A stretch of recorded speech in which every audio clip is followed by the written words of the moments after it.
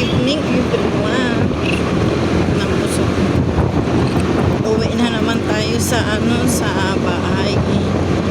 Galing sa trabaho. Out duty na tayo, guys. Kaya naman ang hirap naman magbiyahe ng ganito, malalaking dump truck. Maraming sa pababa ng talban, delikado naman.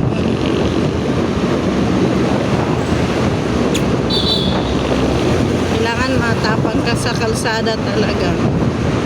Matarantahin ako pag doon tayo, daan tayo sa bili tayo. Ha? Ano bilhin mo, gulay? Hindi, sige, wag na. Anong gagawin mo? Tinsuin. Ha? Tinsuin. Akala ko ikaw na nag-t-shirt oil ng sarili mo. Ito yung galo. Magpa-change oil pa daw. Ay! Sira ulo yun, no? Muntik na si Kuya madali.